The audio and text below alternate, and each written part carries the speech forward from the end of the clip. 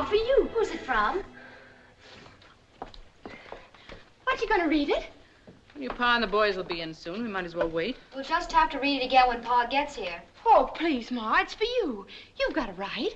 Aren't you dying to know what's in it? Seems to me you're the one that's dying.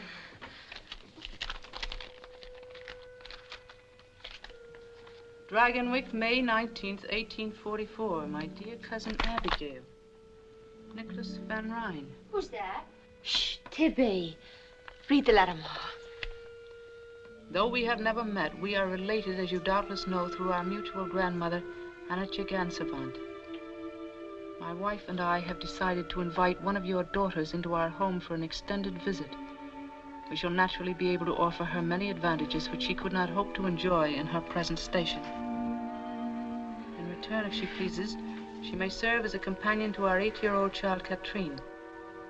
Upon inquiry, I have been gratified to find that you and your husband enjoy the honor and respect of your little community. Be so good as to let me know at your earliest convenience which of your daughters you select, and I will make all suitable arrangements for her journey to Dragonwyck. Respectfully yours, Nicholas Van Ryn. Golly. Is he really your cousin? Now, don't go imagining yourselves a couple of lost duchesses. There's not a drop of Van Ryn blood in any of us. It doesn't make any difference to me, I'm sure.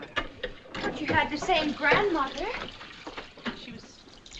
Let me see. My grandfather was her second husband. Her first one died. His name was Van Ryn. Nicholas must be his grandson. He's a patroon. A patroon, Cousin Nicholas? What's a patroon? That's what they call the owners of those enormous land grants on the Hudson River. They're the descendants of the original Dutch patroons. And they're terribly rich and elegant. He must be very important. I remember reading 3 or 4 years ago about his visiting President Van Buren at the White House. But you haven't said yet, Ma, whether I could go. The subject hadn't come up yet that I know of. I think it unlikely that your pa will approve. He's more likely to if you do. And if we do decide to let one of you go, why not Tibby? Me? She wouldn't want to go. Would you, Tibby? I'm sure there isn't anything I want that I can't find right here. I'm not anxious to leave my home. That's not fair. You know I love you and Pa, all of you, in my home. It's just that, well, I try to be like everyone else and want what I'm supposed to want. But then I start thinking about people I've never known and places I've never been. Maybe if the letter hadn't come, Oh, I don't know. I must be loony. I was killing a hen for supper. You scour the drain board. No use mooning over it. Your pa'll do whatever he and the Lord think best. There's one thing you can be sure of. They'll both feel the same way about it. This day, O Lord, there has come to me a matter of some slight perplexity. Deliver us, we pray, from hankering after flesh pots, and deliver us from vanity and false pride. However thy will be done. Keep and preserve us through the night. Amen. All right, boys, get. Tom? Yes, Pa? You water the stock and look to Whiteface. She's freshening. Yes, Pa. Tibby, is Obadiah Brown likely to come mooning around again tonight? Oh, Pa, I'm sure I have no notion of his plans. Well, if he does turn up, be sure and sit on the steps where your ma can keep an eye on you. Although I must say that Ob is a steady lad, and you, praise be, are not the flighty kind. Thank you, Pa. Now, about this letter, I'd see no reason even to discuss it if it wasn't that your ma acts like it was important. It is important, Ephraim. It might be a good thing for Randy to live for a while in a great house and learn something of the world outside this farm. I'd so like to go, Pa. Your opinion is of no consequence whatever, miss. You haven't the sense of a tomtit. You're past 18 pretty enough in time you got settled down with a man. I don't know what's the matter with you. As for this fine relation of yours, I'd like to know what right he's got to be making inquiries about us. He doesn't mean it that way, I'm sure. Perhaps the gentry have different ways of saying things. Since when do we have gentry in this country where all men are free and equal? A Yankee farmer is as good and maybe a little better than any Dutchman on the Hudson River. We'll say no more about it. Oh, Pa, listen, please. I have a feeling that the letter was kind of a sign. I think the Lord wants me to go. You know what you're saying? During worship tonight, I had a leading. Truly, I did. At least put it to the test, Pa, please, and see what happens. Are you speaking the truth? Search your heart. Very well.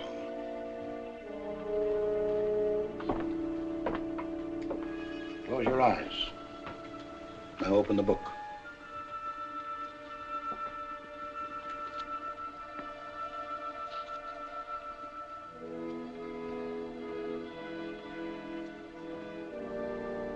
And Abraham rose up early in the morning and took bread and a bottle of water and gave it unto Hagar, putting it on her shoulder and the child, and sent her away. And she departed and wandered in the wilderness of Beersheba. Well, it's none too fitting, but it does seem to have some bearing. I'll sleep over the matter and pray on it. Come, Abby.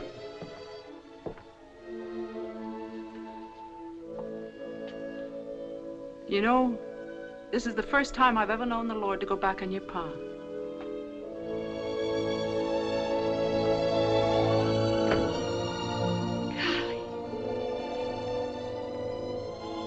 Golly Moses!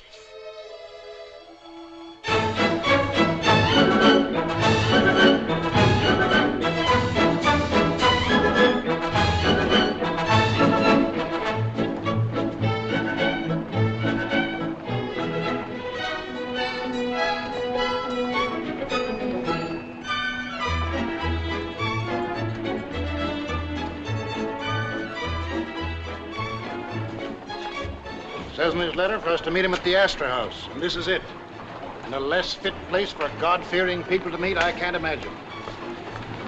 Come ahead.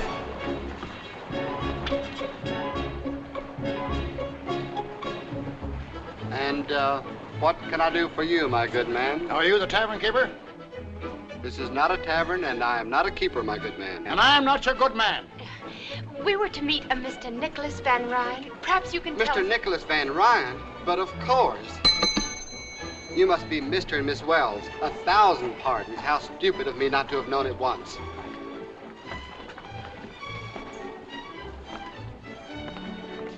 If you will do me the honor to come with me, please. Mr. Van Ryn regrets that he is not here to greet you, but he has directed that you're to have everything you wish. Everything.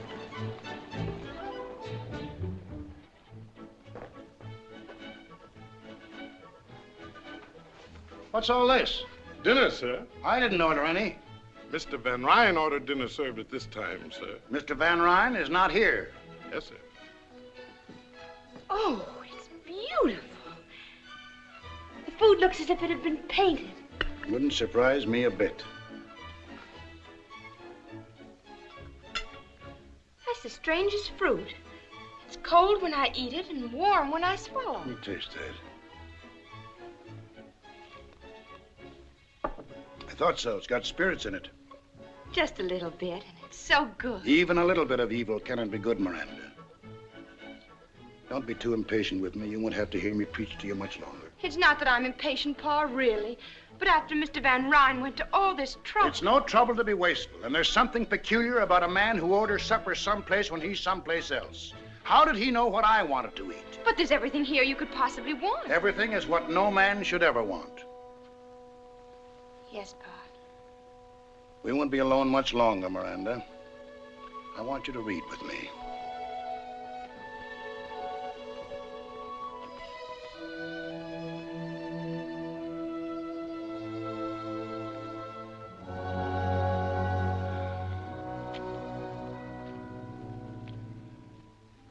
I will sing of mercy and judgment.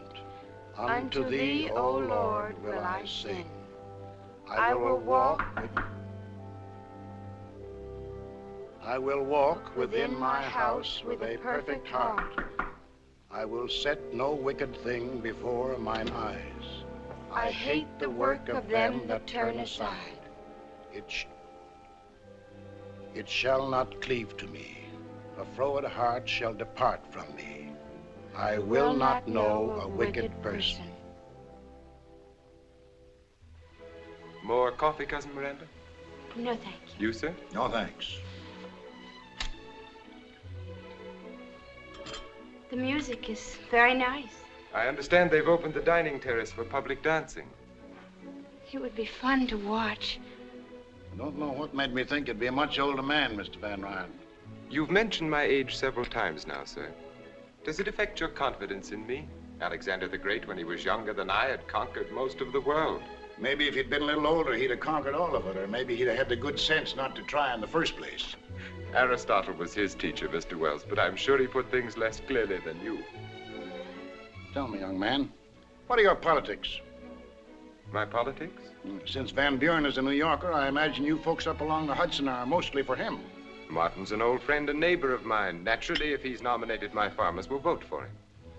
What do you mean, your farmers? The tenant farmers on my land. There are nearly 200 of them.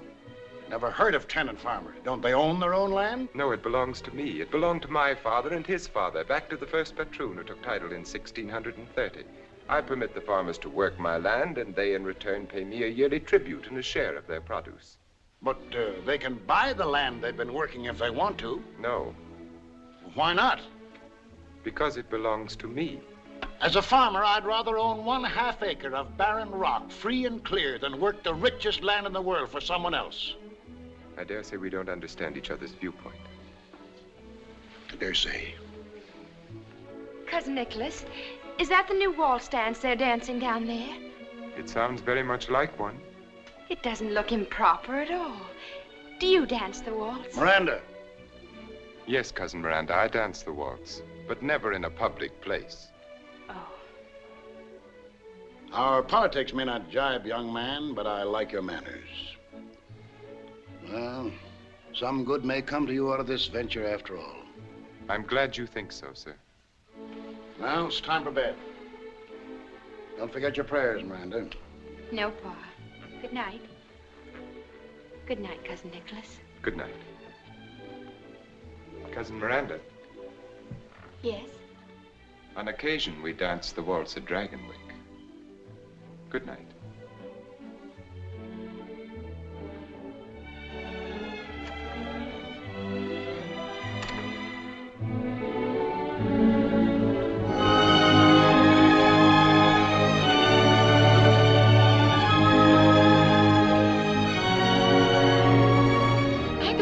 There's Dragonwyck. I can see it. Dragonwyck, where? Over there.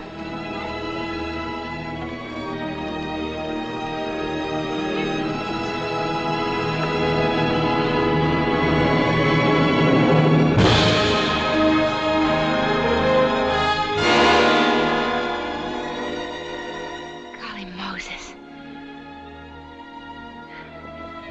Cousin Nicholas! Cousin Nicholas! I saw it. I saw Dragonwyck. What have you done with your bonnet? How can you sit there so quietly? I should think that seeing Dragonwyck would be more thrilling to you than to anyone. Nothing can be thrilling that is shared with so many other people. Did you like what you saw? I'm afraid I've run out of words. I've said beautiful so often this afternoon. Every now and then you say golly. I prefer beautiful.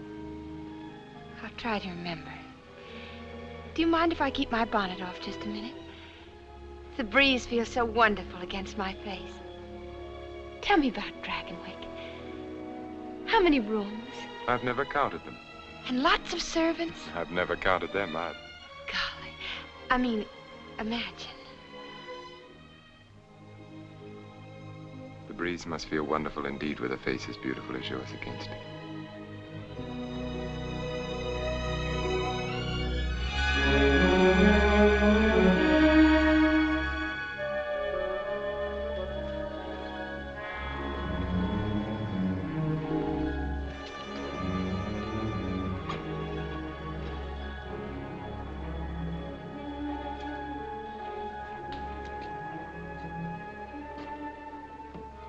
Welcome home, Herr Van Ryn. Thank you, Magda. This is Miss Wells. Magda is our housekeeper. How do you do? I assume Mrs. Van Ryn is at dinner. Yes, Herr, and you'll be pleased at how well she's looking. Not that Madam isn't always a picture. See that Katrine comes to the dining hall. Will you come this way, Cousin Miranda? Don't you think I'd better go to my room first? I must look hardly presentable. To my wife, promptness at meals is the highest human virtue.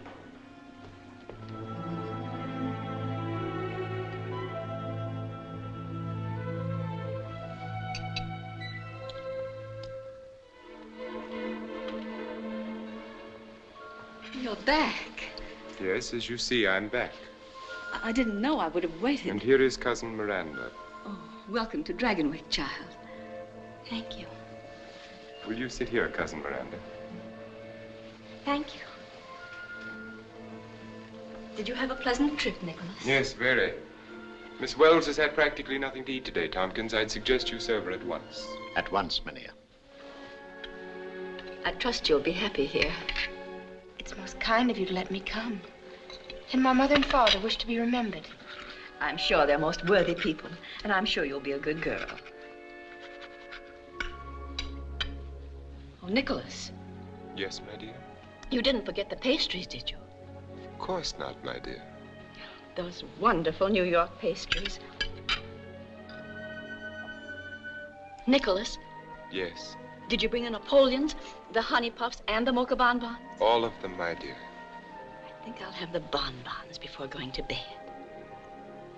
Tompkins, serve the honey puffs after dinner, but be sure they're well chilled. Yes, madame. And shall we keep the Napoleons for tomorrow? For my lunch. After dinner, you'd best go find Katrine. You might read her a story. We can hardly ask our guest to occupy herself with the child tonight. She must be tired. As you say.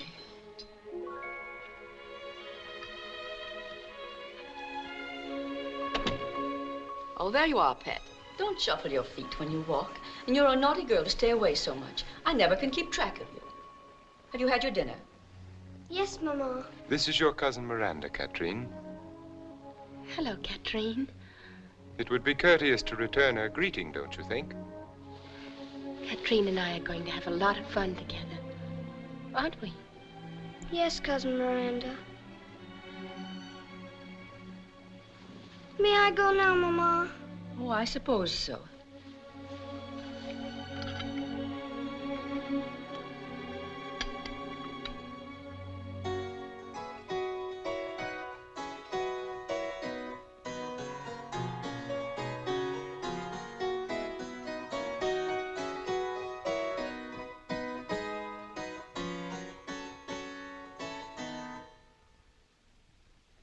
Who was she? She was my great-grandmother, Azilde. Azilde? That's a strange name. She looks like a frightened child. I don't know why we keep her hanging there. And that ugly old harpsichord is just an eyesore. The servants have to be driven to dust it. You think we're going to bite them? She was from New Orleans. She and my great-grandfather were married there in 1743. I guess I imagine it was one of those sudden romantic adventures. Tell me some more about them, Cousin Nicholas. Azilde and your great-grandfather. Did they fall in love at first sight? No Van Ryn does anything at first sight. But she must have been happy to live here. As it turned out, it didn't matter. Soon after their son was born, she died. She brought this harpsichord with her from her home. She played it always. If you listen to the servants, they'll have you believe she still does.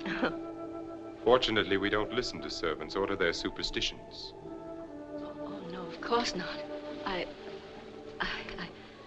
Isn't it rather late, Nicholas? Perhaps we should I shall stay up for a while, but if you wish to retire, my dear. Yes, I think I will. Well, good night, then. Good night. Good night.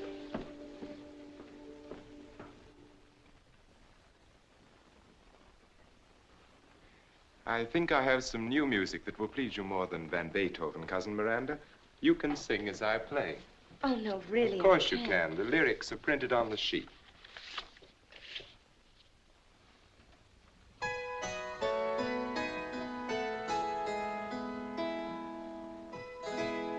I dreamt that I dwelt in marble halls, with vassals and serfs at my side, and of all who assembled within those walls, that I was the hope and the pride.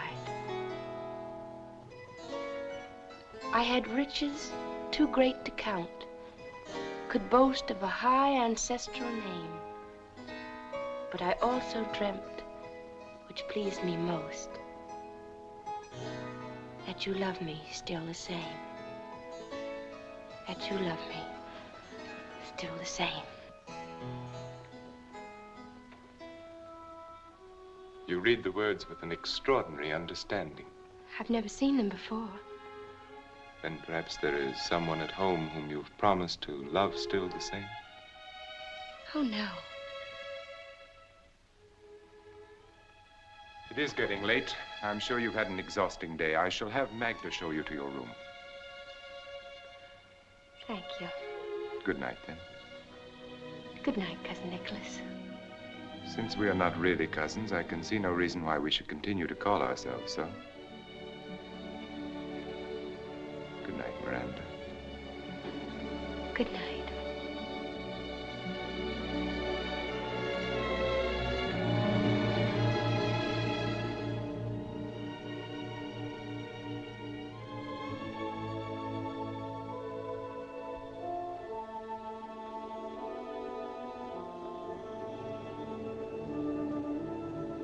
Have you had a pleasant evening, miss? Oh, yes. This is a lovely room, isn't it? Yes, it is. An unusual room. It's unusually beautiful. That isn't what I mean, miss. I do have such a time making myself understood. It's what she brought to this room and what'll never leave it. Was she very young? About as young as you. She must have been very proud to be mistress of Dragonwyck. He never loved her.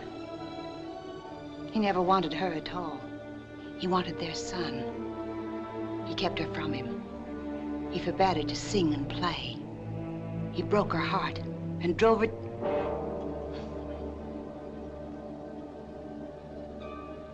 She prayed for disaster to come to the Van Ryns. And she swore that when it came, she'd always be here to sing and play. She killed herself in this room. This harpsichord. That's just kitchen gossip. Oh, you mustn't take me seriously, miss. No one ever does. May I take you to your room now? Thank you.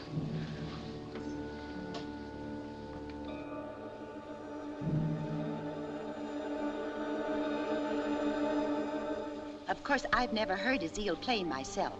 They say in the kitchen I never shall. Even when she plays, I should say if she plays. You won't either because you've got no Van Ryn blood. But he'll hear her, and Katrine.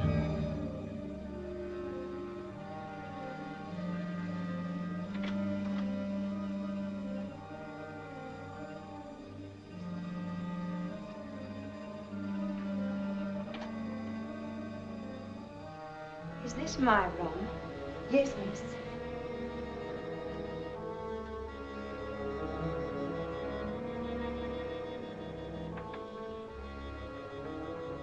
Will there be anything else you need, miss?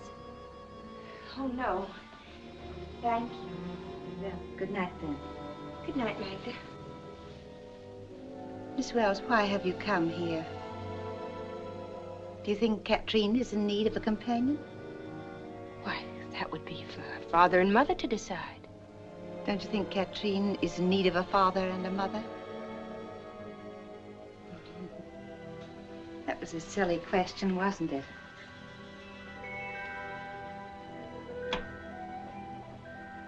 You like it here? Of course I do. Of course you do. You like being waited on. I could see tonight it was the first time. You like peaches out of season. You like the feel of silk sheets against your young body. And one day you will wish with all your heart you'd never come to Dragonwyck.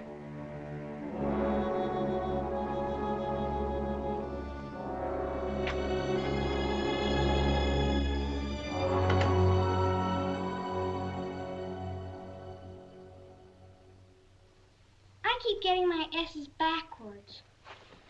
It's very simple once you get the hang of it. Up, and then a hook, and then a swing to the left, and there you are. Mm-hmm. That's right. But Pa's kind of like a teacher to you, isn't he? He's been very kind and helpful to me. What's he like? Your father? Yes. Is he nice? But of course he is. Don't you think so? Does he like me? Katrine, what a strange thing to say. Your father and mother both love you very much. Did they tell you that? Why, it's understood. They love you just the way you love them. But I don't love them.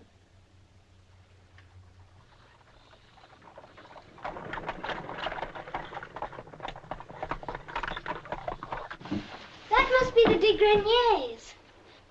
They've come for the Kermesse tomorrow. They're staying overnight. The Count's such a funny-looking little man. It isn't polite to stare. Did you say Count?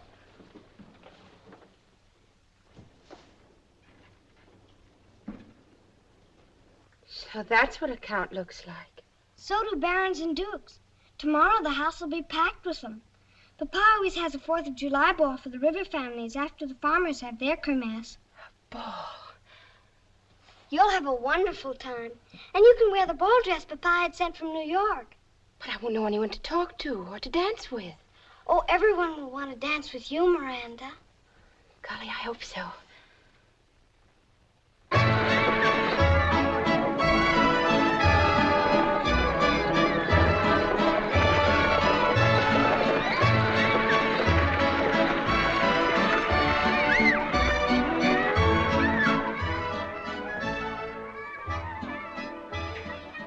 I hide every year to watch. Sometimes, after Papa leaves, I go and stand near the carousel. Perhaps you shouldn't have come, Katrine. It's wrong, you know, to disobey. Oh, you're just saying that because you're supposed to.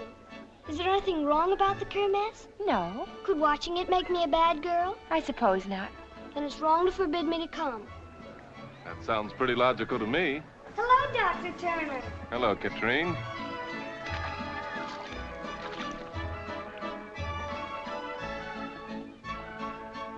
Oh, this is Miranda. Wells. How do you do, Miss Wells? How do you do? Papa sent for her all the way from Connecticut to be my companion. She's a kind of a very distant cousin, but she's nice. I had no idea that the Van Ryns ever honored Connecticut. We're not really cousins, but Mr. Van Ryn was kind enough to invite me to Dragonwyck. Whereabouts in Connecticut? Near Greenwich. But that's all farm country. Sheep and potatoes, mostly. You seem so startled, Doctor. Haven't you ever met anyone who came off a farm? Not anyone who came off a farm to live at Dragonwyck. It seems like an odd place for you girls to watch the Kermesse. You'd have much more fun over there. But we're really not supposed to be here. We're hiding so Papa doesn't see us. Katrine had her heart set on it. You know how children are about such things. Why, you wanted to see the Kermesse even more than I did. Don't worry, I'll keep your secret. Papa will never know from me about either of you.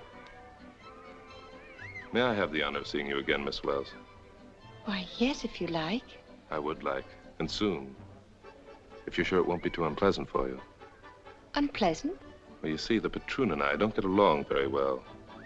In fact, the first thing I've ever known us to agree on is bringing you here. I think that was a fine idea. Well, happy Independence Day. Bye. Oh, I like him so much. I wish he could be my doctor, too, instead of just the farmer's. Why doesn't he like your father? Because Papa doesn't like him either. Why not? Papa never says why not. Oh, here they come!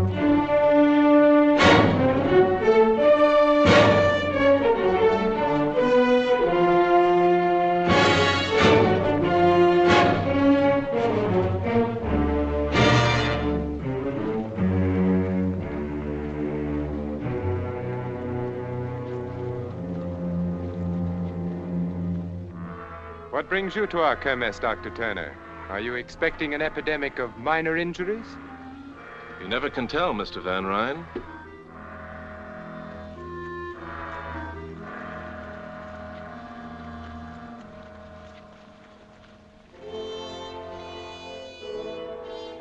This chair came from Holland with the first patroon. It represents, among other things, over 200 years of extreme discomfort. The patroon is ready. The first man will come forward, bringing with him rent and tribute. Class Bleecker, Hill Farm. Rent, winter wheat, and... You've brought nothing with you, Class? No. Perhaps your crops were poor. My crops were all right. Take your hat off when you speak to the patroon. I'm a free American citizen. I take my hat off to no man. What you do with your hat is your own concern. Are you ready to pay your rent? No. Nor will you ever again get so much as a grain of wheat from me. It is your purpose, then, to farm my lands and enjoy the privileges I allow you without making any return. Your lands? Did you hear that? His lands! For 200 years, the Bleekers have worked the hill farm. And for longer than that, it has belonged to the Van Ryn. We've paid the worth of it many times over, and you know it. Well, here's the finish. I'm sorry to hear it. But since you feel that way, I order you to leave my land by tomorrow noon. If you are not gone, I shall have the proper authorities put you off. Have the next man step forward. Otto Gebhardt. Won't you reconsider your decision, Mr. Van Ryn? Klaus Bleecker and his wife and children have no home other than his farm. Where will he take them? I see you've come empty-handed, Otto. Have you a reason? You know the reason. It's his birthright as a free citizen of a free country. These men are not alone. The anti-rent movement has swept New York State. Man, take your head out of the sand and help to solve this problem peacefully. Because it's got to be solved, peacefully or not. Speak up, Otto. I'll bring the stuff tomorrow, sir, if that will suit. Will the rest of you men step forward, please? I have something to say. Tired of listening and talking and listening!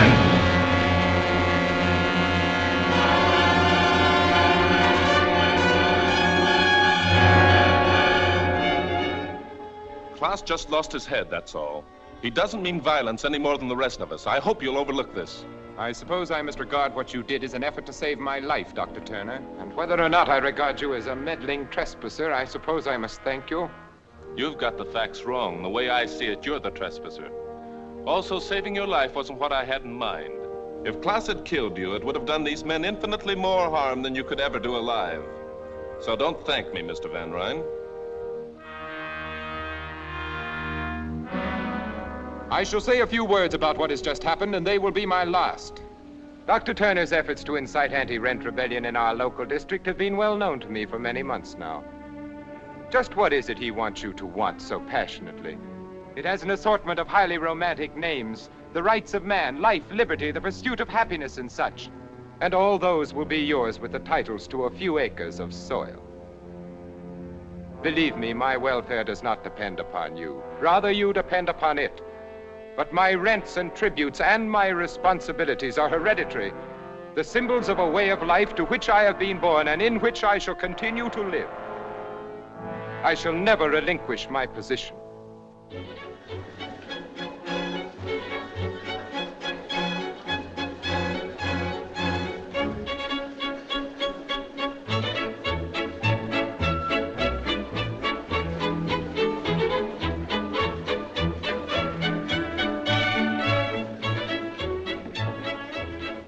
I beg your pardon, mademoiselle. But are you not Miss Wells, the companion to little Katrine? Yes, I am. I have not had the honor. Will you permit me to present myself? Henri, Henri, racontez-leur le discours de M. Van Ryn ce matin. Le discours? Oui. Lequel discours? Certainement. Donnez-nous le détail de ce qui s'est passé ce matin à la gare. Non, pas du tout, pas du tout. Oui, il y a eu un Je n'ai jamais vu un homme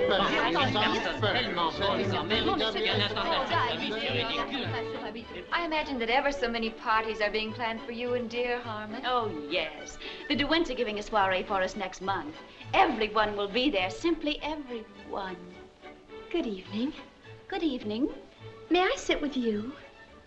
We'd be charmed. My name is Miranda Wells. I am Cornelia Van Borden.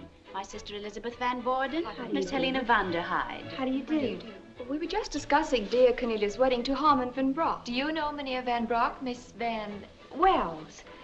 No, I'm afraid I don't. You see, I don't know anyone here. Really? Where are you from? Connecticut. Connecticut? That's in the west, isn't it? Why, no, it's right next to New York State. My sister means that it's across the river. Which river? The Hudson, of course. You see, Miss Van Wells. Just Wells. There are other rivers, you know. Do you know a city in Connecticut called Greenwich? Oh, yes, very well. I live there. It's also called Horseneck. Horseneck? What an incredible name. It seems ever so much more polite to say Greenwich. Well, it's mostly the farmers that keep calling it Horseneck. Tell me, Miss Van Wells, just plain Wells, how is dear Victoria Schermerhorn? Victoria Schermerhorn? You know Victoria Schermerhorn, of course. I know of Victoria Schermerhorn, but I'm afraid I've never met Victoria Schermerhorn. But you live in Greenwich. Well, you see, I don't live in Greenwich. My father owns a little farm just outside. Your father is a farmer. Who is his patroon? There aren't any patroons in Connecticut. Why not? Because there just aren't any. I think that's very odd. I don't. I think my father would rather own half an acre of barren rock in his own name than work the richest land in the world for somebody else. You're raising your voice, Miss Van Wells. It's just plain Wells. And I'll raise my voice if I like. What makes you think you're so much better than I am? We never said we were. The thought seems to have originated with you. And what's more, I never even heard of Victoria Schermerhorn.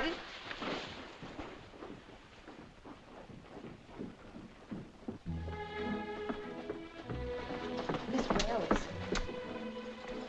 is there anything I can do for you? No, thank you, Magda. Of course, it's only my humble opinion, but I think you're the most beautiful lady at the ball. That's very kind of you, Magda. All of the servants think so. I can't understand why you haven't danced every dance. Then I suppose most of the gentlemen have spoken for.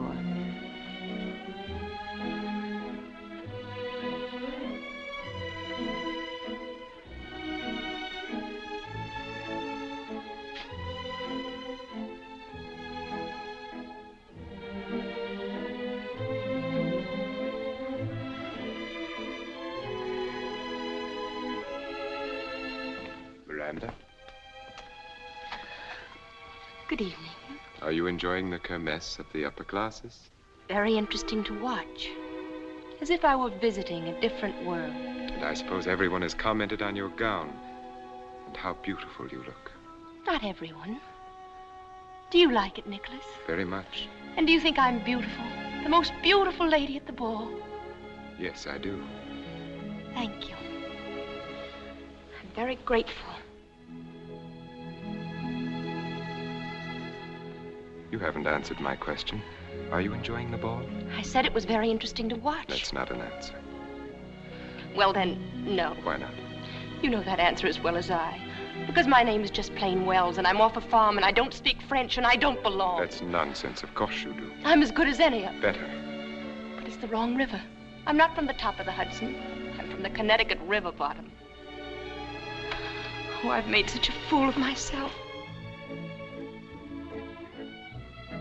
Dance with me, Miranda. I can't go back in. It'll be all over the place by now. They'll laugh at me. I doubt that very much. But you don't know. I know that you'll be with me, and that if anyone laughs, we'll laugh. Dance with me. I'm afraid. You must never be afraid of anything with me, Miranda.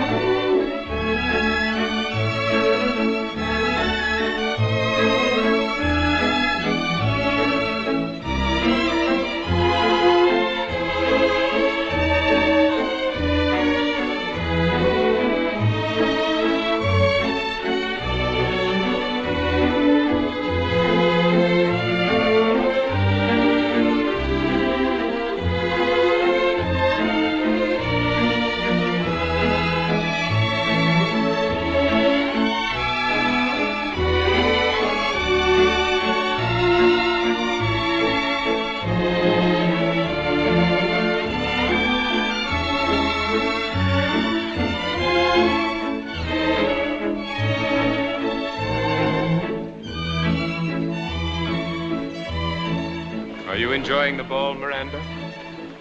Well, aren't you going to answer my question? I can only think of one thing to say, and you won't like it. Say it anyway. Golly Moses.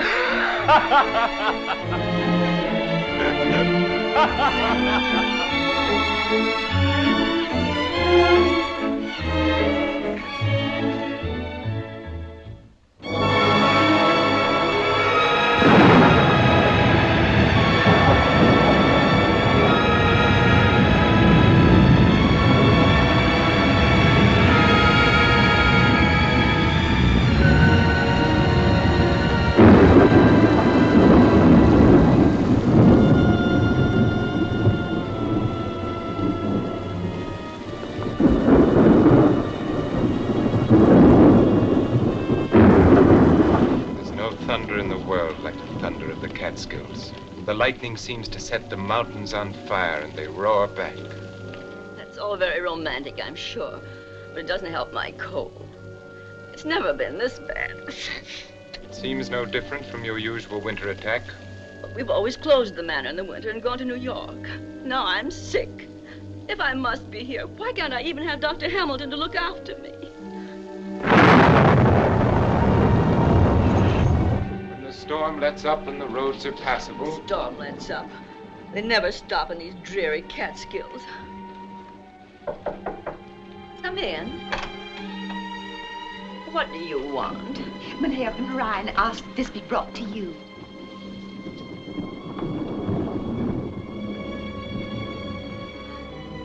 Why, Nicholas, it's your favorite oleander. I thought it would brighten your room and perhaps make your stay in bed less unbearable.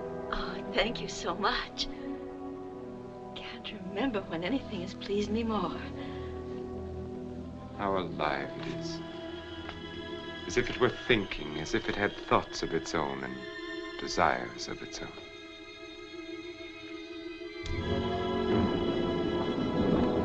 I know how greatly you treasure it, and I'm all the happier that you thought to bring it to me. And I'm happy that you're happy, my dear. Now I'm sure that you'll want to rest. Nicholas, Yes? you're going to your tower room again, aren't you? Yes, why? The servants must think it's strange that you spend so much time up there. And I find it strange that you should think about what they think. What could you possibly do up there? Possibly anything from pinning butterflies to hiding an insane twin brother. Actually, I read. I hope that my explanation satisfies you. I'm sick. Haven't you even let Dr. Hamilton know? Your happiness at the Oleander seems to have faded pretty quickly.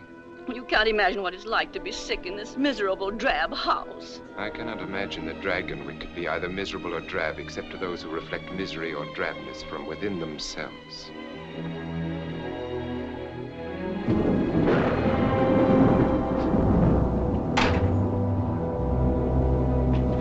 Mynheer Van Rijn, What is it, Magda? is Dr. Turner. No one is sent for a doctor. Turner, what does he want? He's come to see you. He says it's most urgent. My regrets to Dr. Turner. I am engaged and cannot be disturbed. Yes, Mynheer. Never mind.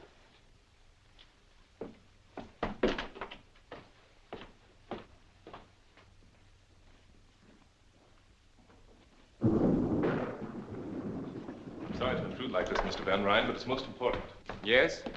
Klaus Bleeker's been arrested for murder. It's a pity you weren't there to stop him this time. I was there. He didn't kill anyone. There was an anti-rent riot at Smoky Hollow. Klaus wasn't anywhere near the boy that was killed, but they blamed it on him.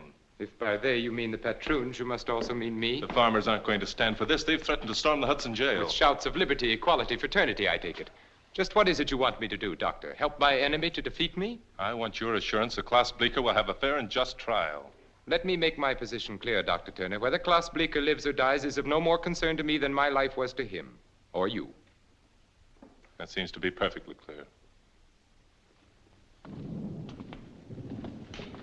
Good evening.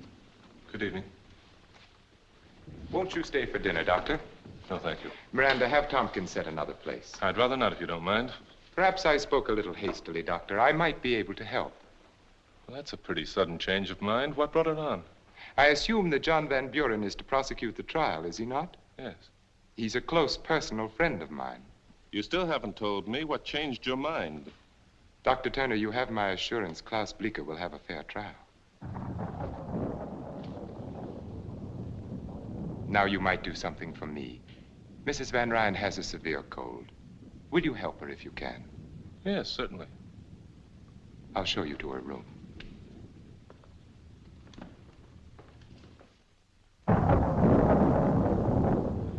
You'd better take a bit of scraped onion and sugar for that cough, and these drops as directed. You'll be fine in a few days. A few days? Dr. Hamilton always kept me in bed for at least 2 weeks. He's probably right, but with most of my patients, it's all I can do to keep them in bed while I examine them. A lighter diet might help. Soup, tea, boiled eggs, less cake. That's nonsense. It's common knowledge that one should stuff a cold. I'll eat all I please. Well, you get well faster without it, but you get well anyway. What a beautiful oleander. I'm relieved to know you find so little cause for alarm, Doctor. It's just a head cold. Do you think you could find your way down alone? If you and Miranda will wait dinner for me, I'll visit a while longer with Mrs. Van Ryn. Yes, of course. Good night.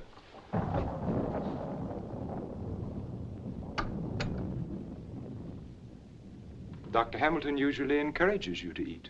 But then, of course, he has the tolerance of experience and age.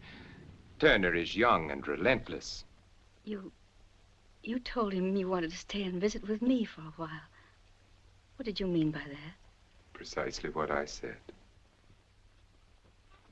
Just to stay and be with me?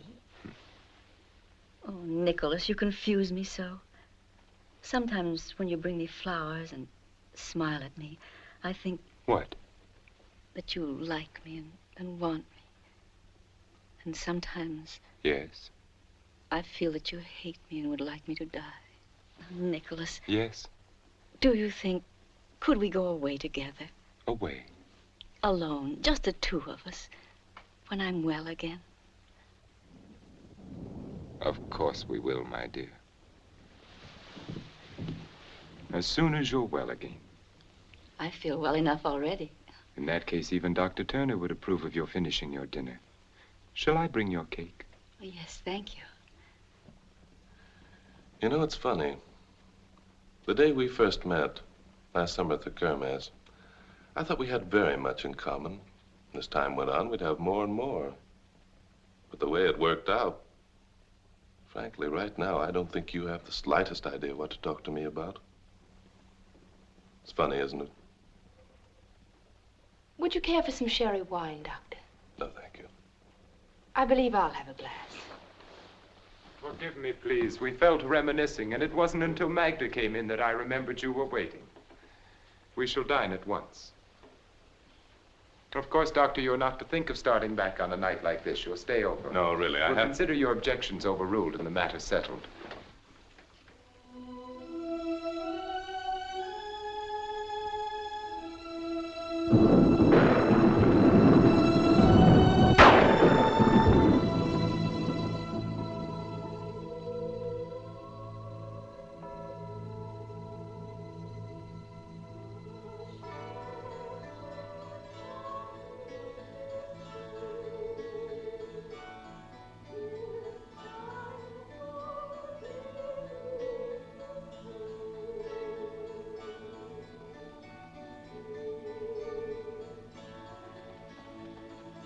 Katrine. Shh. Why aren't you asleep? Because I don't want to sleep. It's so beautiful. What is? Don't you hear it? It woke me up. Such a pretty song from down there. You've been dreaming. It's a lady. She's singing and playing the harpsichord. Katrine. It's like a lullaby. But it must be funny, because every now and then she laughs. There, she's laughing now. Don't you hear it? It's getting louder and louder. Oh, I don't like it now. Make her stop. I'm afraid. I'm afraid. Make her stop.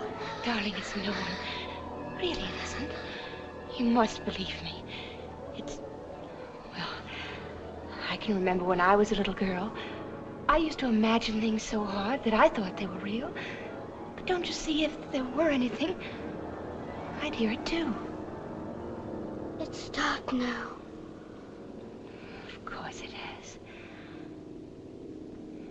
It never started, really. Oh, I'm so tired.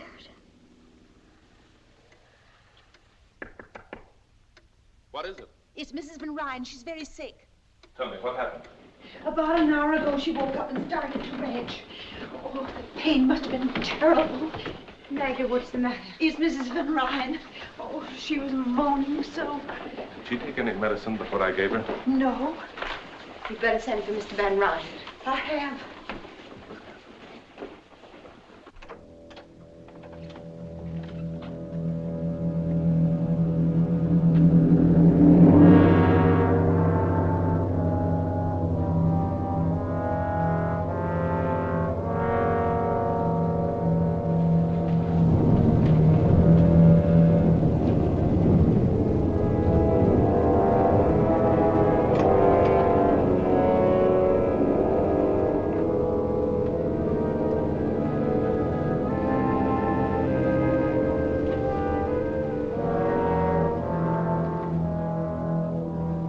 Johanna.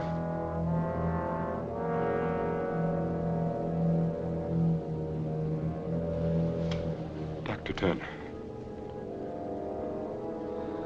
I can't understand it. It doesn't make sense. Are you sure she took nothing but those drops I left? Not while I was with her, sir. And except for Magda, no one was with her but me. I gave her some cake. Acute gastritis. It's possible, but I don't believe it. Is it also possible that she may have been more ill than you imagined when you examined her, Doctor? Yes, that's always a possibility, I'm afraid.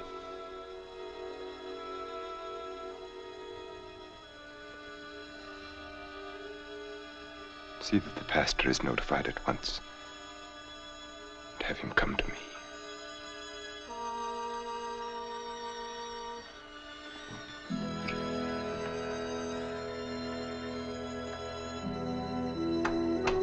She's smiling.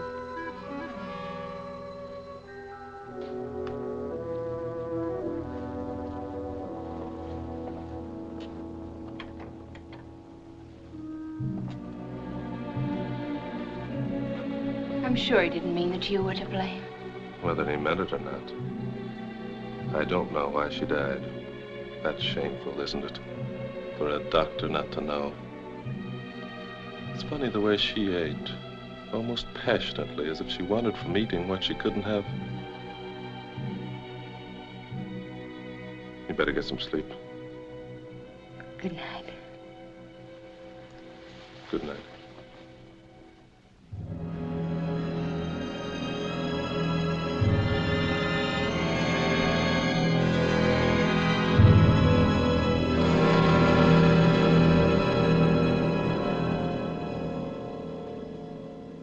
I remember how the chapel bell rang on the day Johanna and I were married.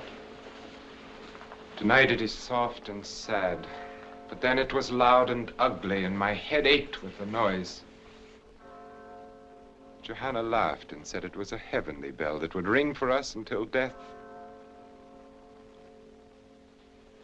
We were never happy, but our life together was tolerable until Katrine was born. And then we knew that Johanna could have no more children, that I was to have no son, that there were to be no more Van Ryns after me, that I was to be the last. I wish I knew something that I could say that would help you.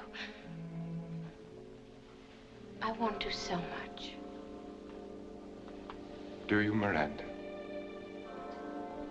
At an unhappy time like this, it must be difficult, I know, to think of anything else. But what has happened was beyond human control, Nicholas. You must have faith. In God, I intend to. I must not feel that my life is finished, and I won't. As long as you are with me.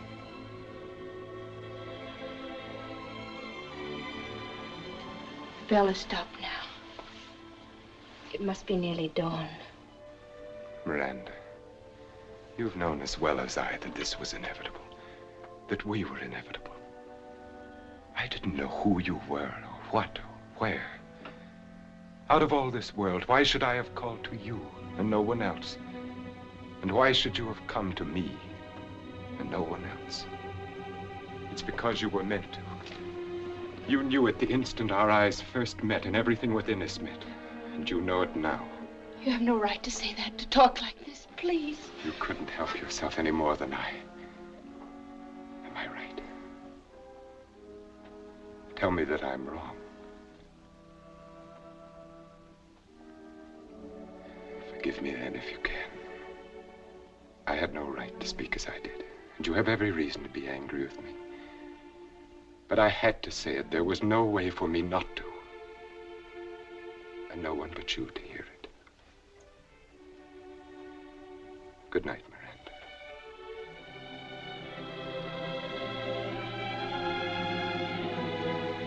Good night, Nicholas.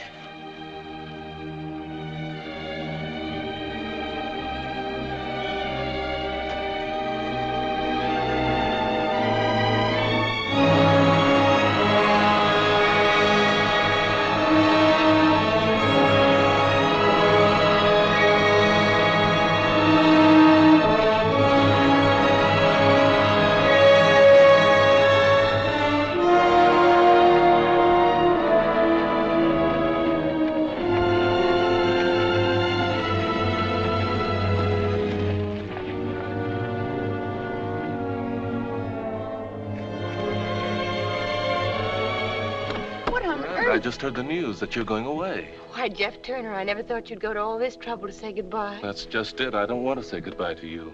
But, Jeff, I'm going home. Well, that isn't what I mean. I think it's fine that you're going back to your folks. What I mean is, Greenwich isn't so very far away after all, is it?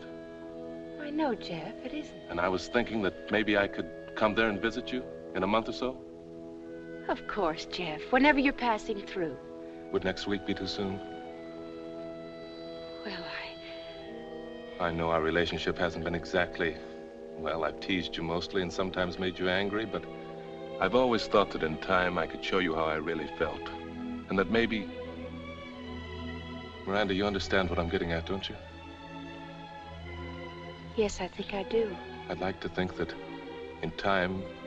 Jeff, I said in time.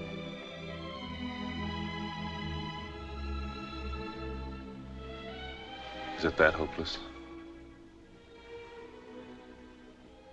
I don't know what to say. Well, there's not very much you can, I guess. Well, have a nice trip. Thank you, Jeff.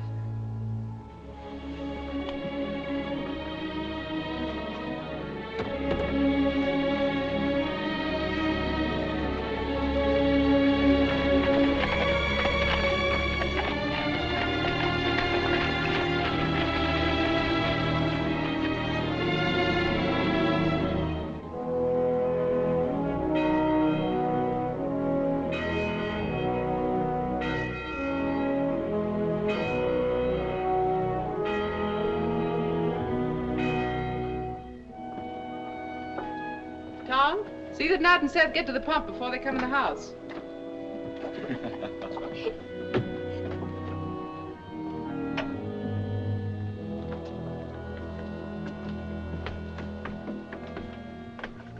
Come inside. I want to talk to you.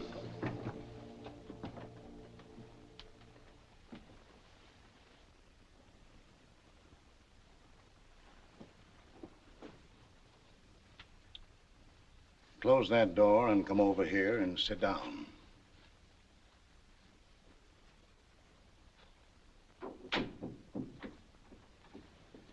That was a nice sermon today, Pa. Strange you should say that. Struck me you weren't listening too hard. I heard every word of it. Struck me your mind wasn't on it at all. Where is your mind? What's the matter with you? Nothing's the matter, I tell you. Now, Abby, I'm going to get to the bottom of this. I've made up my mind. But if there's nothing the matter... You were the first to see it. For months you've fretted and worried. Miranda can't sleep. She won't eat. She can't smile anymore. Talk to her, Ephraim. All right. I'm talking. Since the day you drove in here in that fancy rig, you've been no more one of us than if you'd never come home at all. Ephraim, please. You hung your fancy outfits in the closets and you acted like you never took them off. You won't sleep and you won't eat because your home's not fine enough. And you won't be happy because we're not fine enough. That's not true. It's got nothing to do with that. What has it to do with then? Sometimes when a woman's unhappy, she just can't talk about it, Ephraim. Are you going to tell me it's a man? What man, I'd like to know? She's given frostbite to every mother's son in the county. Perhaps the right one hasn't come along yet. Well, she won't find him with her nose stuck in the air, wanting what she can't get. A woman ought to get a man first and then want him. Someone rode in the gate.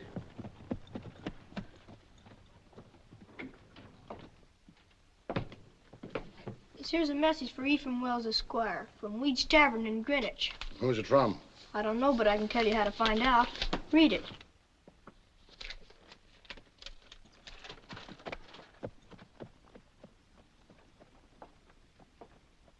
I'll be concerned if this don't beat all.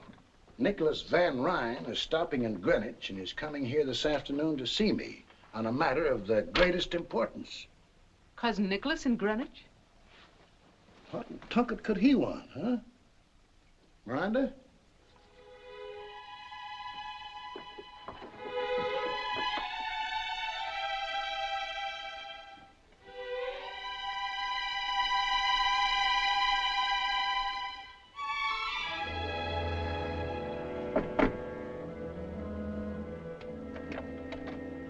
Mr. Wells, how do you do? Nicholas.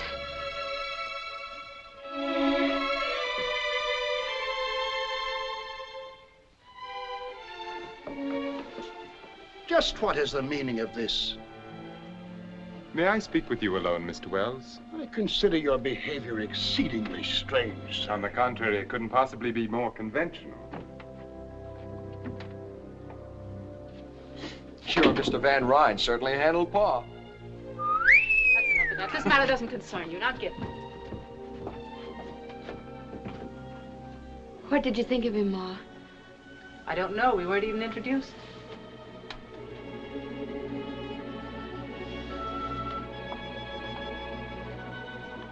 That was just in the excitement of the moment. He's such a perfect gentleman. He'd never be impolite to you. I'm sure he has fine manners. He's come to ask Pa. He wants to marry me. I know. How do you know? Ever since you've been home, you've never brought his name up once. A woman's apt to be that quiet about a man she loves. Besides, you've ironed that dress every week now for 2 months. Miranda, child. Yes, Ma. You love him very much. Of course I do. Are you sure? Why do you ask that? It's just... Maybe I shouldn't have let you go. Maybe Dragonwyck should have stayed something to read about and dream about. My dreams came true, Ma. Can't you see? Ever since I was a little girl and built a castle in an apple tree. But you can't marry a dream, Miranda. What about him? Do you love him? But it's all Nicholas. Nicholas is all of it.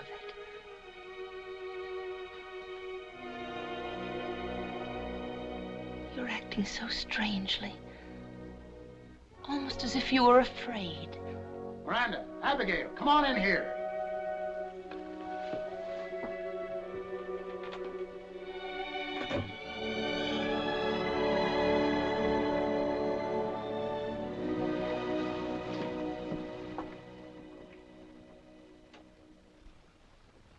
Says he wants to marry you. Says you know all about it. Yes, Pa. Have you considered that your mother and I might object? I've already pointed out to your father at some length that there are no valid objections. And I've already pointed out to you, sir, that I'll make up my own mind. What do you think, Abby? I don't think thinking has anything to do with it anymore, Ephraim. It's something that is, and we must make the best of it. I want to apologize for my rudeness when I entered your house. My only excuse is that I saw nothing and wanted to see nothing but Miranda at that moment. I can understand that, Mr. Van Ryn. You're forgiven. Thank you. I think you should know that I have already called at your parsonage and engaged the Reverend Clark to be here tomorrow afternoon at 3 o'clock. Tomorrow? It's indecent. It's too soon. I want my girl married in a church like a good Christian. I'll have no hole and corner wedding here. She has nothing ready, no wedding gown. For once, we will let the ceremony outshine the costume. Whatever dress Miranda wears will be forever cherished as her wedding gown. Got a lot of pretty words. Too many for me. Miranda, you got plenty at stake here. You'd better say something.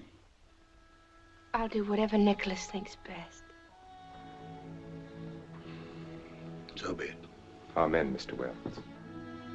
And now I must return to Greenwich. Miranda, will you walk with me to my carriage? Until tomorrow, then. Goodbye.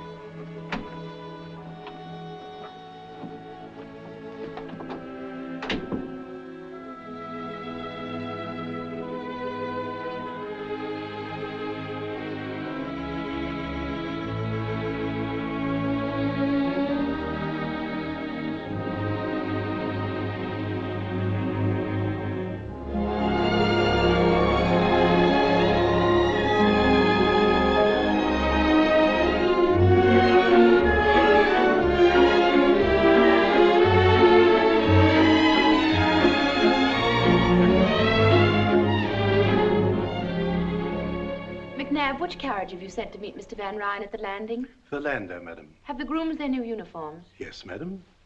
Here are the menus for the week. Thank you, madam. And Mrs. McNabb, I've just written Miss Katrine that we found her doll. Please be sure that it's packed carefully. I wouldn't want anything to happen to it. Certainly, madam.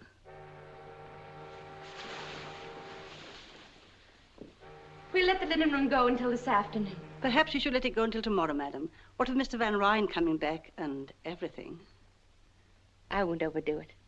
And remember, not a word to Mr. Van Ryn about everything. I want to be the one to tell him. Of course, madam.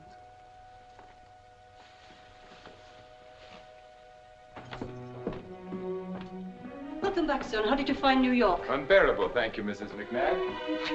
Nicholas. How lovely you are. I'd almost forgotten how lovely you are. I'm not when you're not with me. I'm not anything. 3 long weeks. Have you missed me? Have you been well? I missed you terribly. And everything has been just fine. As a matter of fact... I'm having our townhouse entirely redone. A new music room. We must plan a series of entertainments for the winter season. Mrs. McNabb said I'd find you here. Oh, I beg your pardon. I didn't know. That's all right, Peggy. This is Mr. Van Ryn. Was it anything important?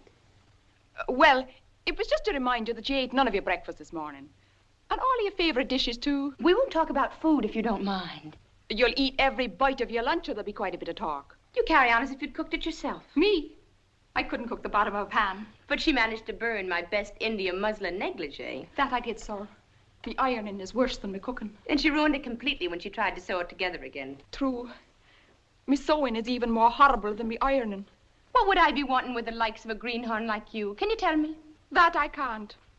But you'll eat your lunch just the same. And what was that strange little creature? That was Peggy. Peggy O'Malley. I assumed it had a name. What was it doing here? I've engaged her as my personal maid. Your maid, that untidy little cripple? She's not untidy, and her leg's no fault of hers. She's had a miserable life. It's the strangest recommendation I've ever heard. She's bright and willing and good to me, and Nicholas, I want her as my maid. I shall have McNabb give her some extra money and a good character. It's so little to ask. Please, Nicholas. Deformed bodies depress me. Perhaps I can divert your attention with this. I brought it for you from Mr. Tiffany's new shop. How dare you say that? How dare I? You speak as if her crippled leg were a weakness on her part rather than merely God's will. We'll agree then it is God's will. Now perhaps we can discuss your plans for the Kermesse ball. Are they progressing nicely? Madame Duclos swore to me that your gown will be finished and delivered to you in time. She needn't overwork herself. It's very likely I won't need it at all. What do you mean? The Van Borden sent their regrets yesterday. Their regrets? A previous engagement or some illness in the family. I forget what excuse they used. I see. That makes the 8th refusal in 4 days. It's only because of me. Because you married me. Miranda. You are Mrs. Nicholas Van Ryn. You will be with me wherever I am always. Luncheon is served. Thank you, McNabb. Nicholas. Yes? Sometimes I think that we... That we what? I think about that night. The night she died.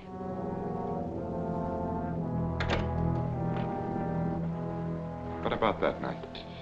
It was so soon after. Perhaps we should have waited to decide. In the hope that our gossip-mongering neighbors would be more approving. I don't care whether they know, Nicholas. It's just that we do, and so does God. I've never heard you speak so childishly, Miranda. You might well be on your father's knee. Do you believe there is a God who spends eternity snooping on human behavior and punishing all violators of the pastor's latest sermon? That's not what I mean at all. What do you mean? Well, I believe that God has put a sense of right and wrong within all of us. And that when we do wrong, no matter if no one else knows, we do. And you've remembered that ever since your Sunday school days, haven't you? That's a good girl. Now let us enjoy our lunch. Nicholas, you do believe in God. I believe in myself, and I am answerable to myself. I will not live according to printed mottos like the directions on a medicine bottle.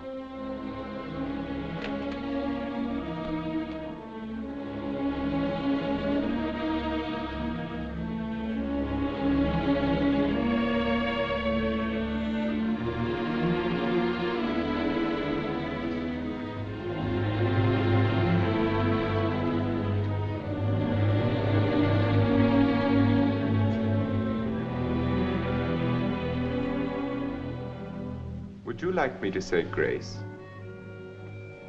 That won't be necessary. Then I shall begin our salad dressing.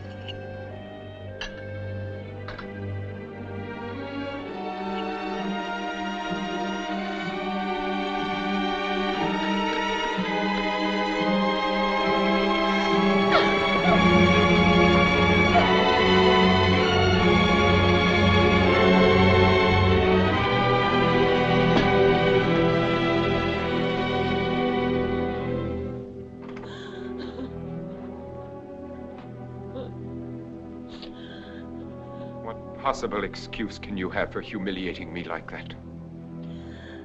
Miranda, what is the matter with you? I believe in God. It is your privilege. I have no intention. And so will my child believe in him. Miranda.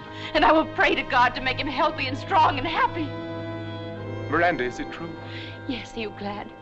And now may I have Peggy as a reward, if nothing else? Have I done something to please you at last?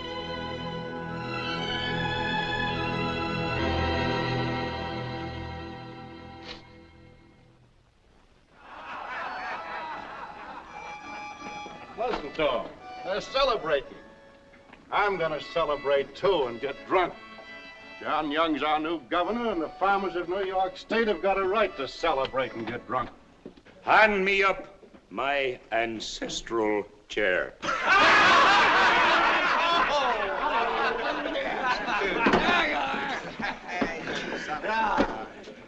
Take off your heads in the presence of the patroon.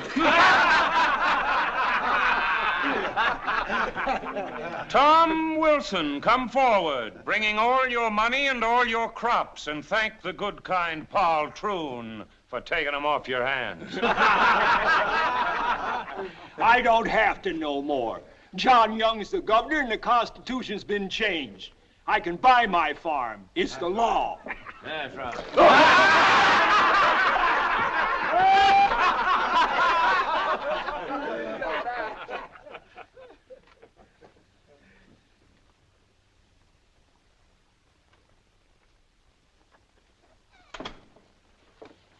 Dr. Turner, will you come with me at once to Dragonwyck? We need you urgently. Is anything wrong?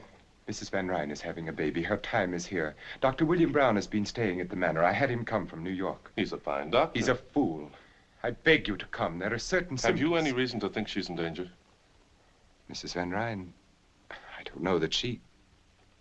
Doctor, nothing must happen to my son.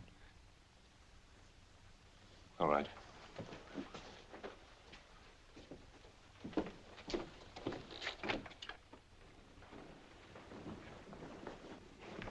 She's been took bad, and they won't let me near her. Please, let me go to her.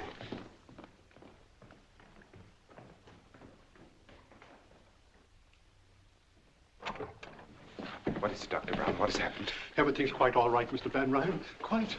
Are you certain? I assure you. Dr. Turner, I want you to take every precaution. Mr. Van Ryn, would you and the nurse step out while I consult with Dr. Brown? I can see no reason Your for presence here can only be upsetting to you and to us.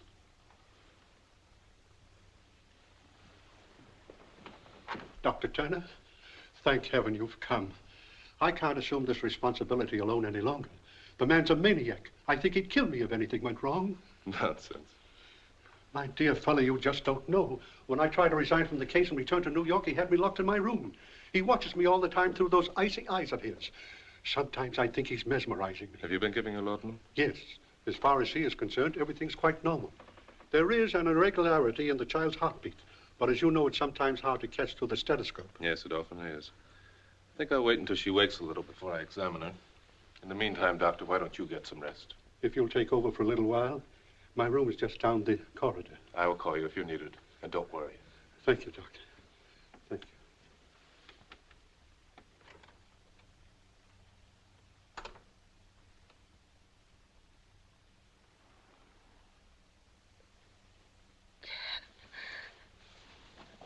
Hello there. I don't know whether to believe this or not. You can believe it. Are you going to take care of me now? Yes. I'm going to take care of you now. That's good.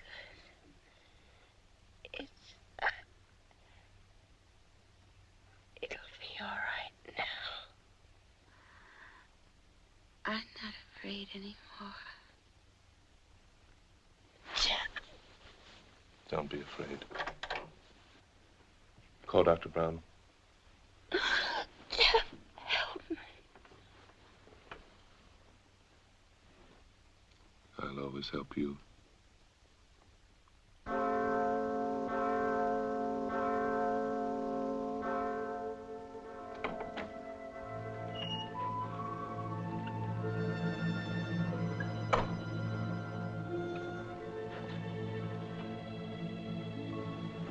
Mr. Van Ryn, there's something you must know.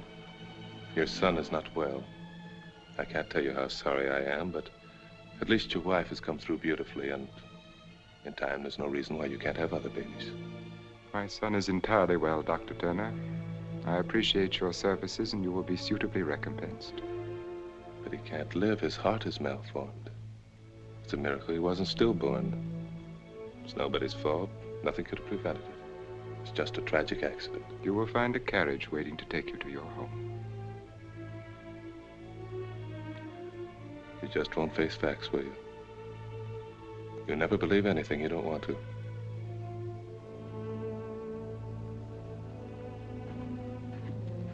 And there is no reason for you to see Mrs. Van Ryn again. Good day, Doc.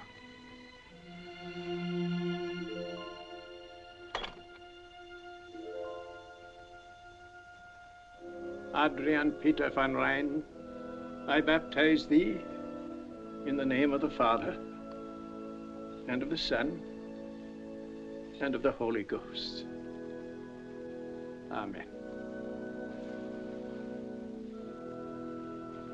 We yield thee hearty thanks, most merciful Father, that it hath pleased thee to regenerate this infant for thy Holy Spirit, to receive him for thine own child by adoption, and to incorporate him into thy holy church. Amen. Please accept my most sincere congratulations, Mynheer Van Ryn. Thank you, Dominic. You understand, of course, that this house ceremony was only at the insistence of Mrs. Van Ryn. In a month or two, my son will be properly baptized in the Dragonwyck Church. Of course. No, Nicholas. We can thank God that he was baptized just in time.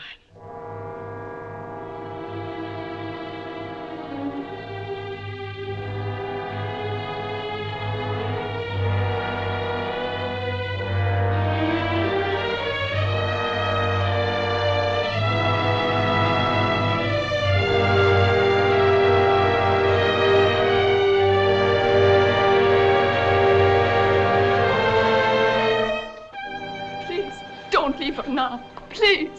Loathsome little cripple. Why should you have been permitted to live and not my son?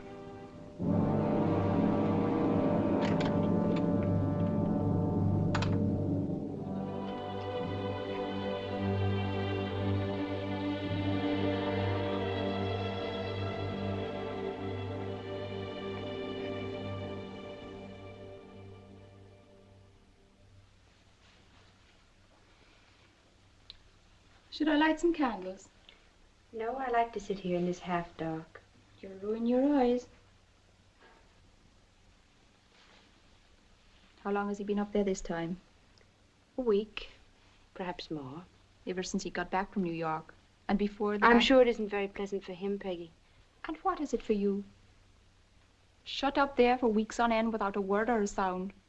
If it was any man but him, I say he keeps a bottle up there in that tower room. Peggy. Kiss them.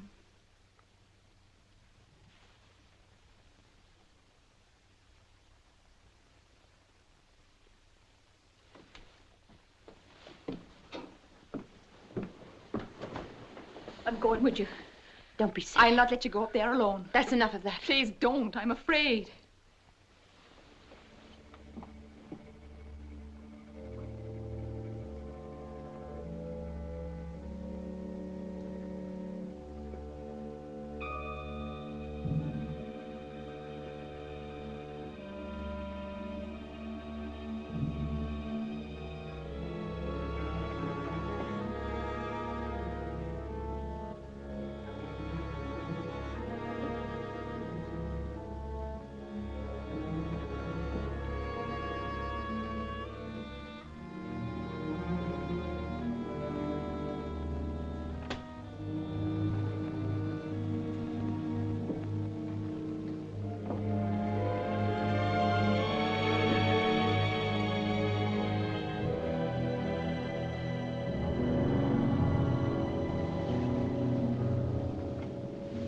Oh, it's you. Yes, Nicholas.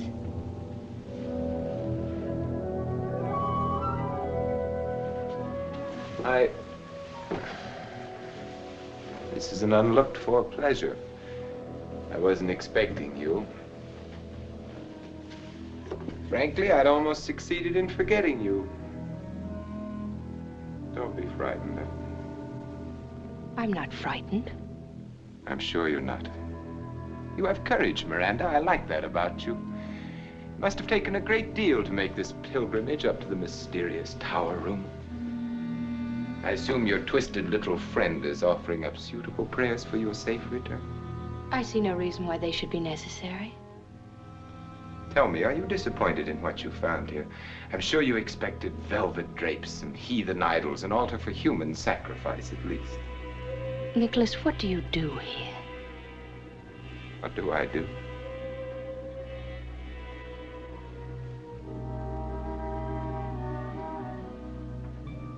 I live. I'm sure you mean a great deal by that, but it isn't very clear to me. Didn't expect you to understand. How could you? Don't be offended. By ordinary standards, you're quite intelligent. But I will not live by ordinary standards. I will not run with the pack. I will not be chained into a routine of living which is the same for others. I will not look to the ground and move on the ground with the rest.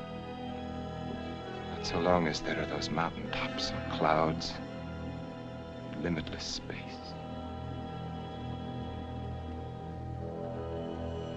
I'm sure you are still unable to understand. I want to try if you'll help me. Shall I? Shall I tell you what you want to know? Brace yourself. Prepare to have your God-fearing, farm-bred, prayer-fattened morality shaken to its core. See, I have become what is vulgarly known as a drug addict.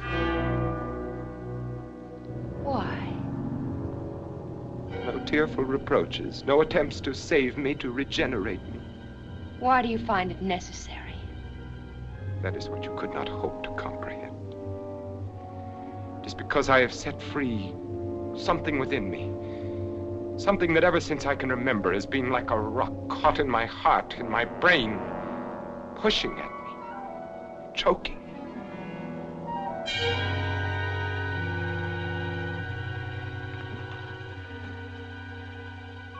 I know you better than you think. Perhaps I have underestimated your intelligence. No, it's pretty ordinary and farm-bred. I couldn't follow everything you said, but I think it's pretty simple. You're just plain running away. Is it as simple as that? I've seen farmers with their crops ruined and their cattle dead, and most of them just go to work. But some of them blame their troubles on God and get drunk. Forget, to run away and hide. That's what you're doing, Nicholas. Whenever you've come up against something unpleasant that you couldn't change, like the rent laws. Or the death of my son. Our son. Get out of here. Nicholas, let me help. I don't need to be helped. Help me, then. Please don't shut me out like this. Let me be unhappy with you and happy again. Let me be part of you. Let me love you and love me, too.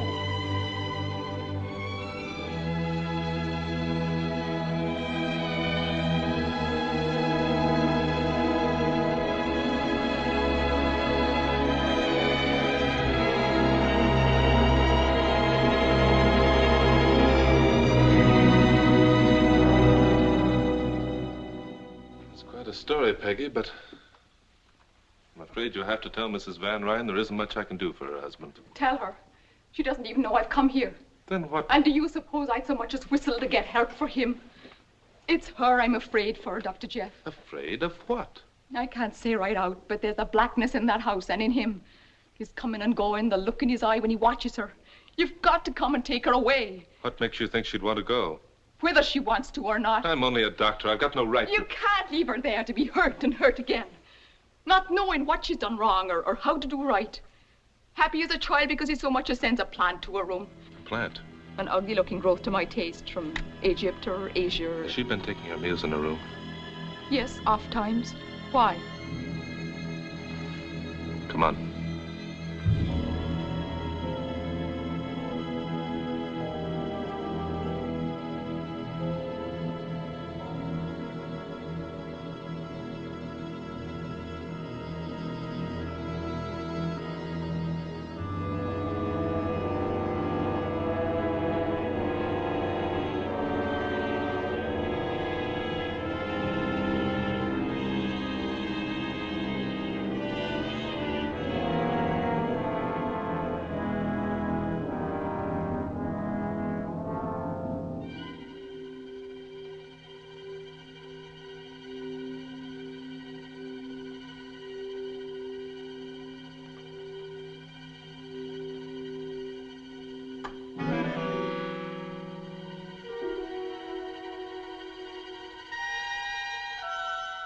Please don't stop on my account. Your father wouldn't have. I remember how he continued to read so doggedly. Ephraim Wells took his religion without flinching the way a strong man should. Nicholas, what do you want? I appreciate the warmth of your greeting, the quick happiness in your face at my appearance, your pleasure at my company. Why have you come here? Inasmuch as this is my house, must I explain my presence in it? Of course not. Forgive me, I'm so tired. I'm sure you are. This has been a trying time for you. And yet, strangely enough, your tribulations seem to have become you. I cannot remember you more beautiful than you are now. And your beauty amazes me as much now as always. Your strength, the earthiness of your peasant stock, and more, your grace, your unexpected look of quality. It would be a pity if we were not to have another. If you were barren. That's a matter of the Lord's will. Yes, the Lord. I'd forgotten. The Lord who giveth life and also takes it away.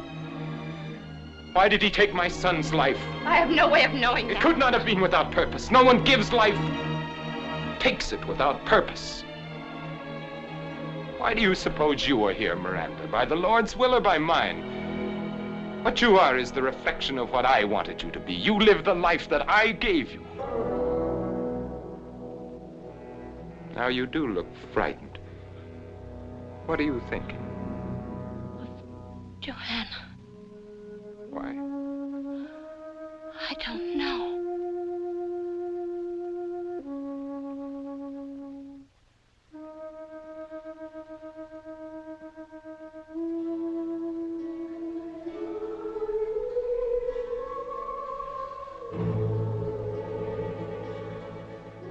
Do you hear it? What? Nothing. Wind through the trees. There is no wind. There is. Creaking board somewhere. It's not important. It's stopped now. But I didn't hear anything. Neither did I. Yes, you do. It's from the Red Room. The harpsichord, Azilde. Stop it. Then Katrine did hear her that night when Johanna...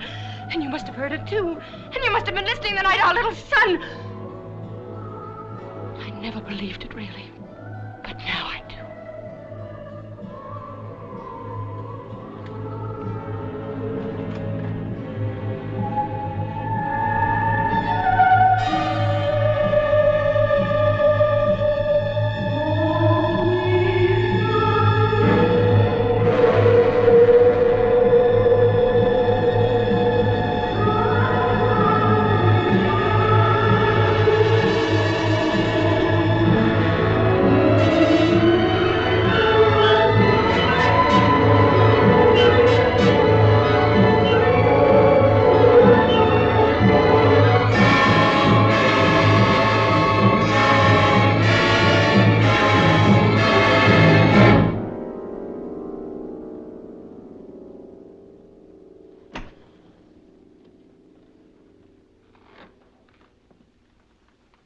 I just happened to be passing by, and I thought I'd drop in. Passing by. I see. Summoned in the best heroic tradition by the faithful little cripple. And have you an army of farmers equipped with pitchforks lurking in the garden? No. That fight's all over, and you lost it. But Peggy seemed worried about you, so I Do I thought... look as if I needed medical aid rushed to me in the dead of the night? You can hardly expect a diagnosis from me based upon your appearance alone. It's good to know you have become more careful in your diagnoses, Doctor. I can recall when you were less thorough. I've improved a lot since then. There was much room for improvement. May I be frank? You're not a very good doctor, Dr. Turner. There are too many things you should know that you don't. I still insist I've improved. For one thing, I've learned a great deal about plant life. I would think that human life were more to the point. I've discovered that the two are strangely related. You know, in a way, you're responsible for it all. How nice. We must discuss your discoveries sometime soon. What about right now? Jeff, what are you doing here at this time of night? The patroon and I are discussing flowers. Flowers? And while we're on the subject, I suppose you've thanked him prettily for the lovely plant in your room? I don't understand. It doesn't matter. He does. Is it as pretty as the plant in your late wife's bedroom the night she died? You're letting the discussion become rather morbid, Dr. Turner. I was never able to forget that plant. At first, I thought only that it was very beautiful, but I've learned since then it was also very deadly. Nicholas, what does he mean? It's a glucoside, similar in action to digitalis, but much more toxic. I guess it was a good idea to have a doctor on hand that night you asked me to stay for dinner. Weren't you lucky I wasn't a better doctor at the time? It was all so legitimate. Your wife with a bad cold. She couldn't possibly have tasted anything in the cake. It was all soaked with rum anyway. I don't believe it.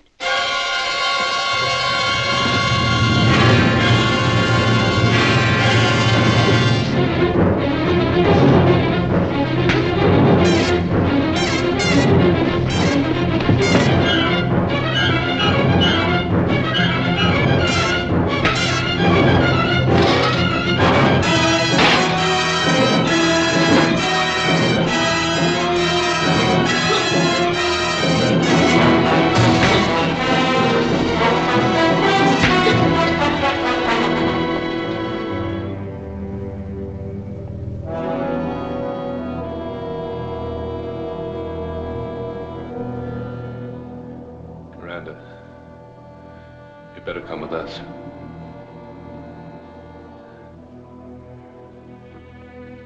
Come on.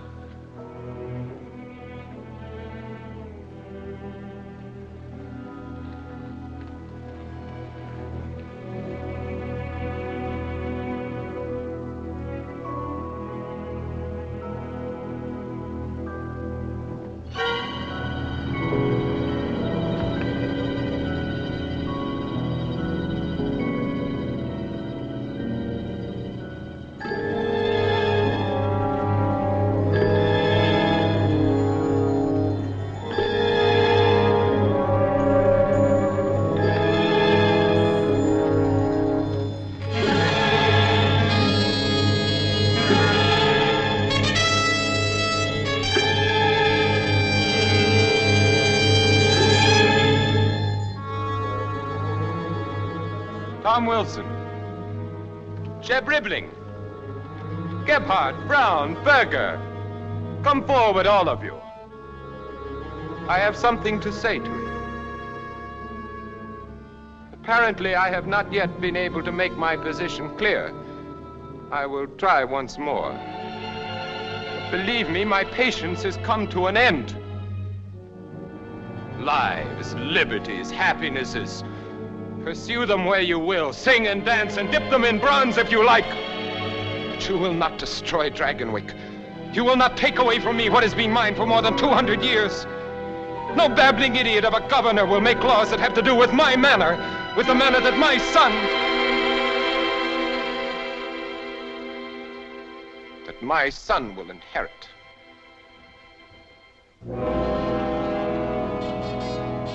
Oh, it's Dr. Turner.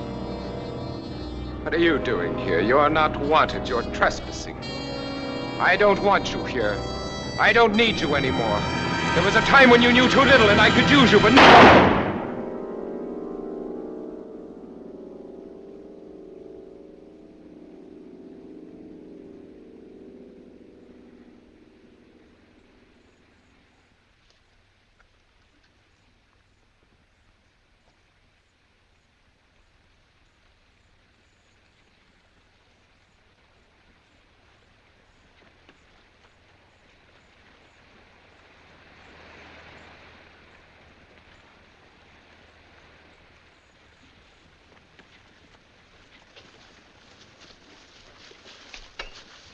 If you don't mind, Mr. Van Ryn, I'll have to ask you to come along with us.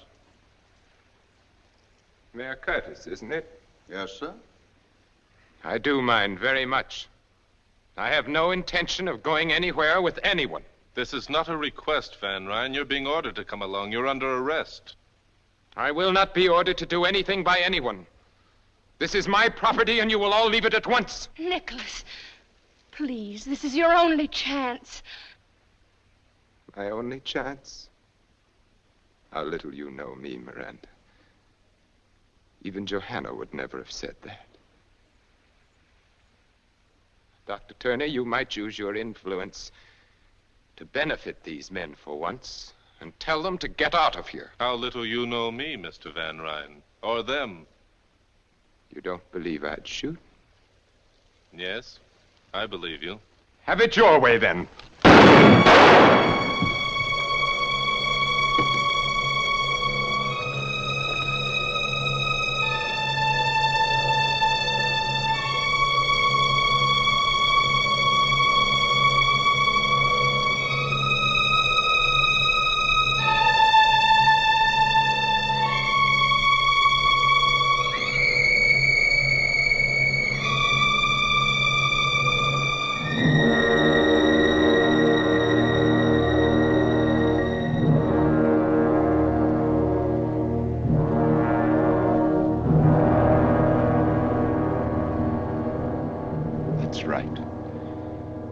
Take off your hats in the presence of the patroon.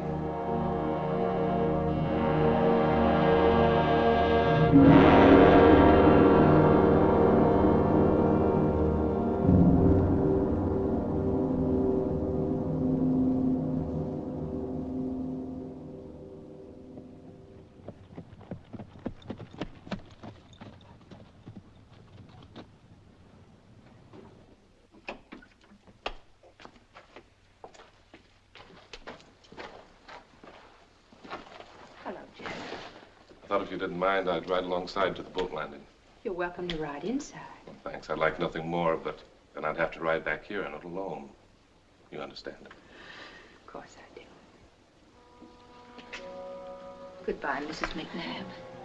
And thank you for everything. It'll be lonely here without you, Mrs. Van Ryn. Mrs. Van Ryn. Suddenly it sounded strange to hear you call it that.